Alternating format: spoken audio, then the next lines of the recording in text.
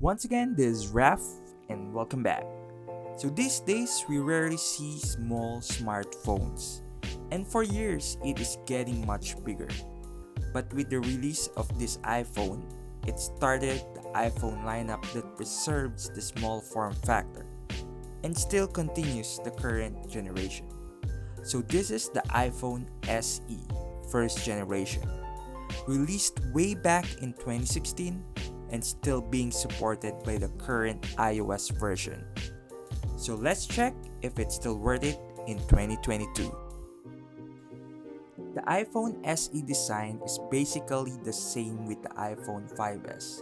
So it does have an aluminum build with chamfered edges and glass in the front part.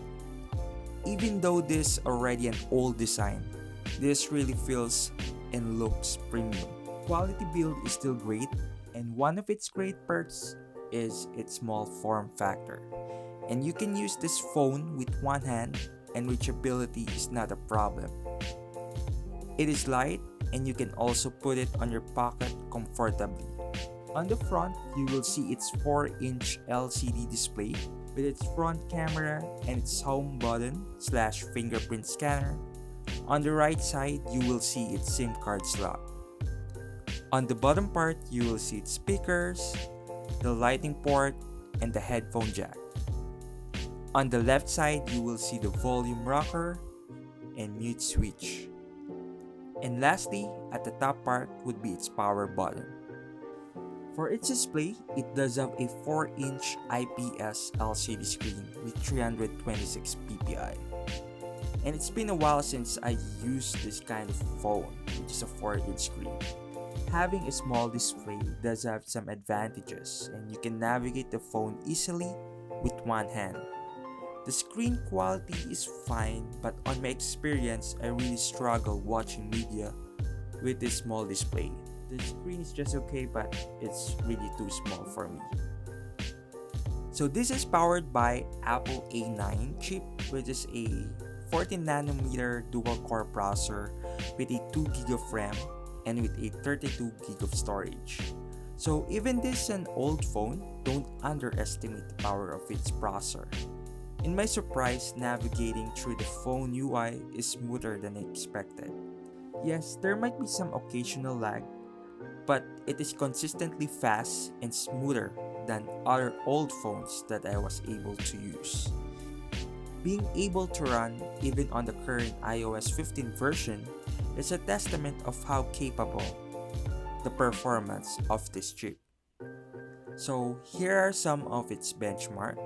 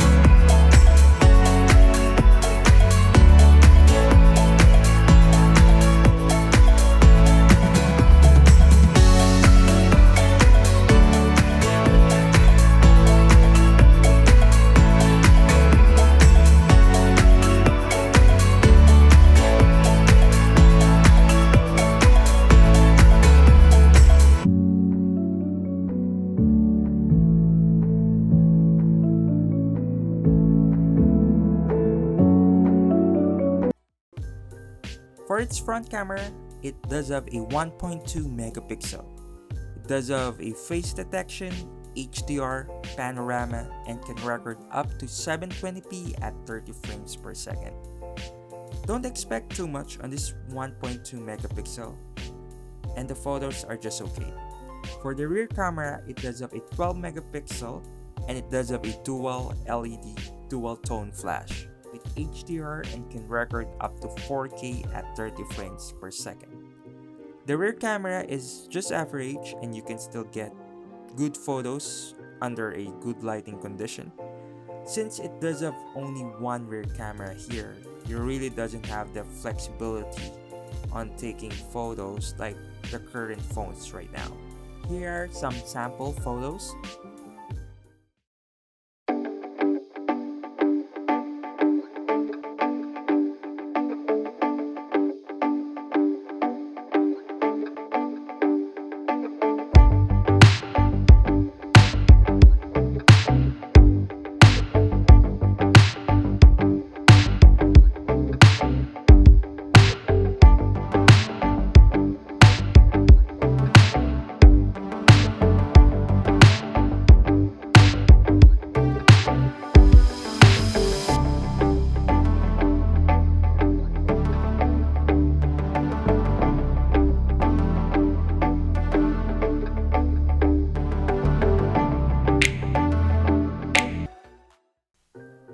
It does have a 16,024 milliamps battery, and it's one of the biggest weakness of this phone.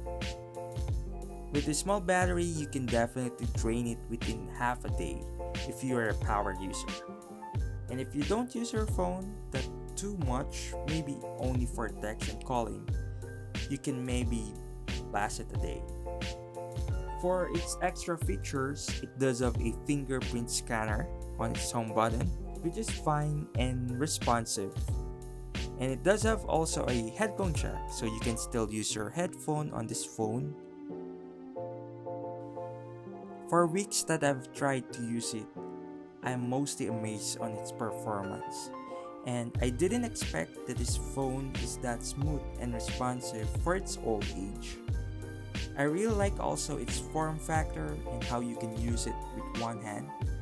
But its small display and small battery and the possibility of not getting the future iOS 16 versions are some big factors for me not recommending this phone in 2022. Don't get me wrong, it is still a usable phone. You can use it as a secondary phone if you want it, but to use it as a main phone, I think it is better to get the newer SE versions like the SE2 or SE3. Or if the money is not a problem, then it's better to get also the iPhone 13 mini.